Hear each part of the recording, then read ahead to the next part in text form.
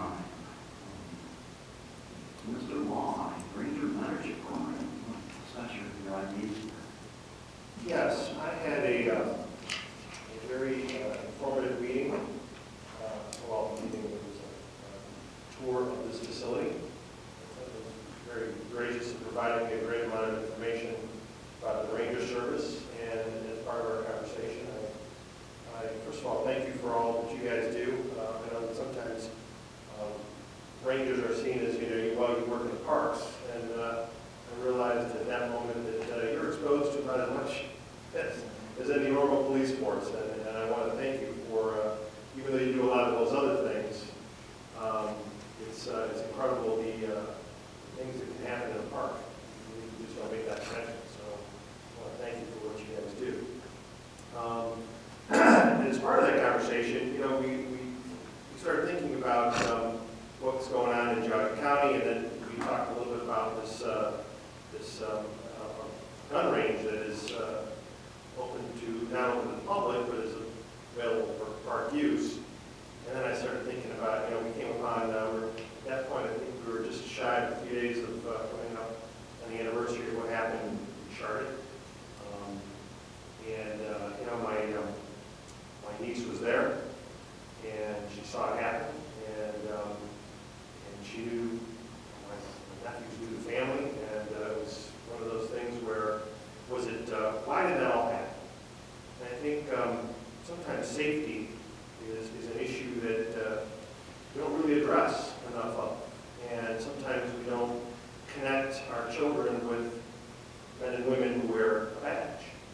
And so there's that disconnect between what you do and the teenagers that are out there. And so I thought, how can you kind of develop a program where young adults, whatever that age may be, I know how I feel about gun safety. I never was a big gun guy, but started talking confiscation, I was a little bit anxious. And so I thought teaching kids safety and how to handle a gun safely and respectfully, and knowing that you don't point something at somebody and you don't you always treat a gun as loaded, and you go through that process. And who better to do it than our Rangers, especially, maybe, just maybe, as part of the process, will prevent an accident. You won't prevent somebody from doing something intentionally, but it certainly would be nice to have a program. A lot of guns in Geauga County. It's just a reality, and it's no opinion one way or another on it. But to have a program where our Rangers can connect with teenagers, young adults, and all of a sudden that they become a little bit more familiar with men and women who wear the badge, people in positions of authority, and it develops a little bit more respect for you and what you do, and also teaches them what to do when you have a firearm in your hand, or when you come on one. You're in somebody's house and you find one, what don't you do with it?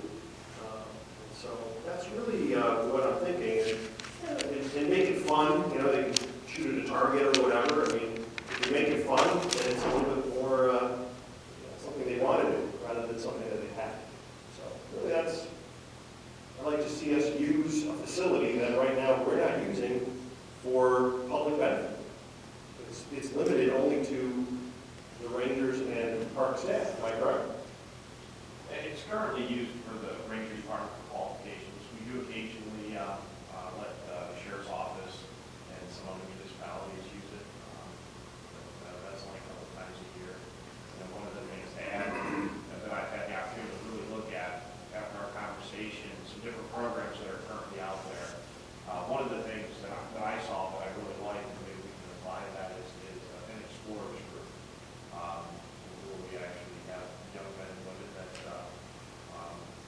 want to know a little bit more about law enforcement, but certainly in that, making it fun, talking about the issues that are on a lot of these young kids out there, and maybe have that opportunity maybe one time join law enforcement or a different part of law enforcement.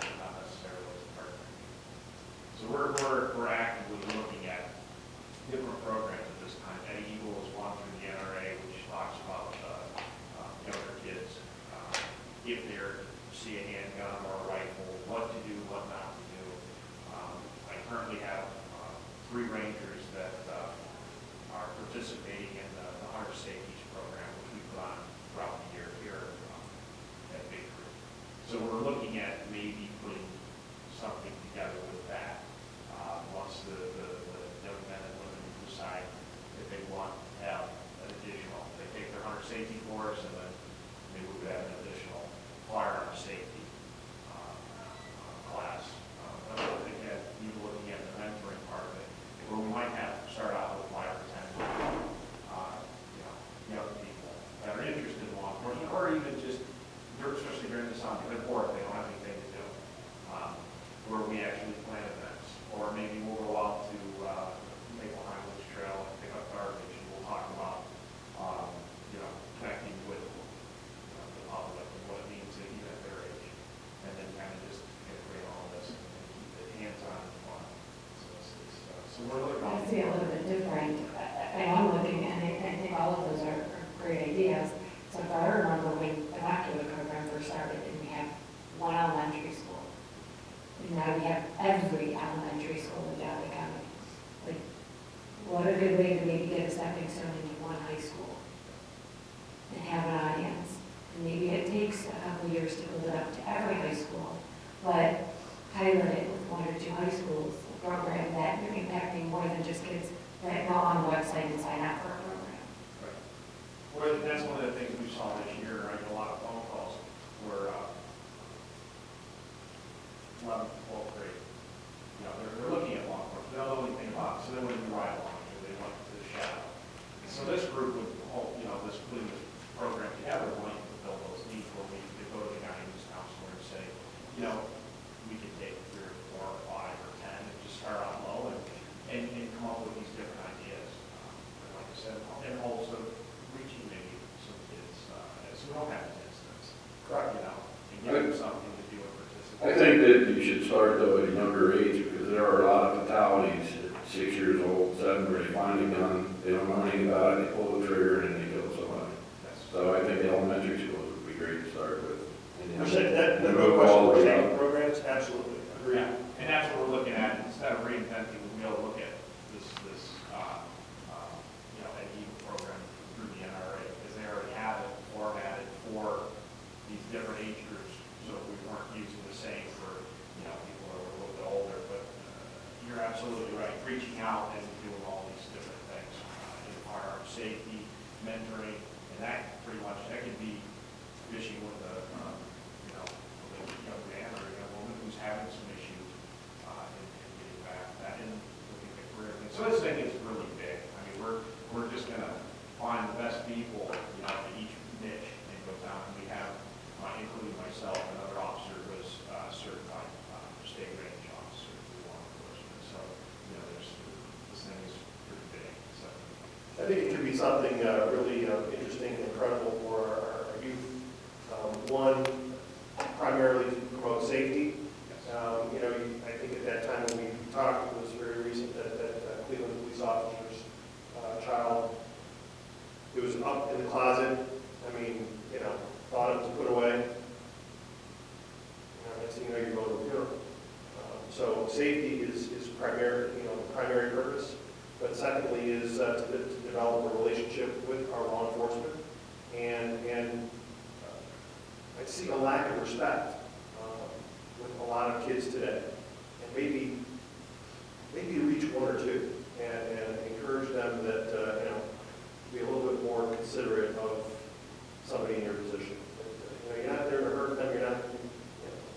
Most what do you dial when you're in trouble? You may complain about. Right.